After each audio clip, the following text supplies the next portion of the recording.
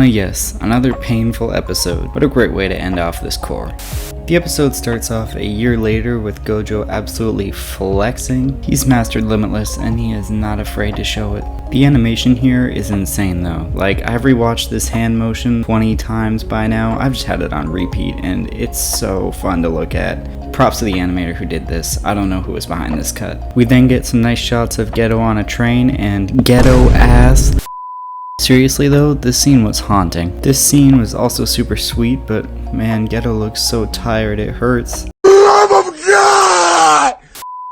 Getting to see Yuki in the anime fucking finally was pretty great. I mean, she appeared in season 1 for like 5 seconds, but she didn't have any dialogue, I'm pretty sure. I'm glad she's finally in a scene. Although this episode is a lot of dialogue, there's a lot of strong visuals to complement it. There are great striking shots and crazy good camera angles, and it all really complements the tone of the episode, except for one scene, which I'll talk about later. Geto adopting the twins and destroying his hometown was pretty impactful and really well done in the anime. It was very haunting and really got across the message. Visuals were also a really nice touch. Nice anime-only detail, I think, of Gojo squeezing his hand so hard that he actually makes himself bleed from the anger. So this is the one scene in the episode that really disappointed me, and it wasn't anything to do with the direction or the animation, but rather the music choice. I don't want to be that anime fan, because usually I'm very happy with music choices in these scenes. However, I feel like a more emotional, deep-sounding, slow song would have been perfect for this scene, or just silence. The music is oddly upbeat and a little too bright for my tastes, and I also feel like the scene was kind of sped up. It didn't have the same emotional impact as it did in the manga,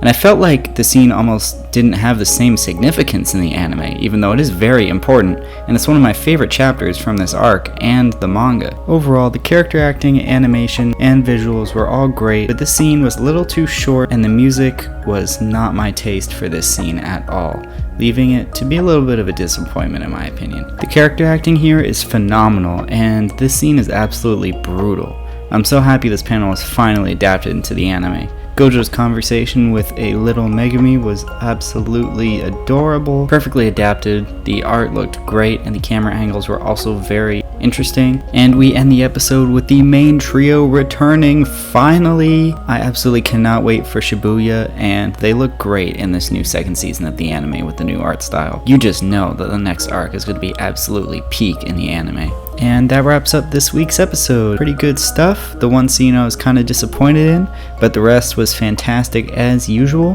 What did you guys think? Let me know in the comments below, and I will see you in 3 weeks. I mean, for the next Jujutsu Kaisen episode, not in 3 weeks, period.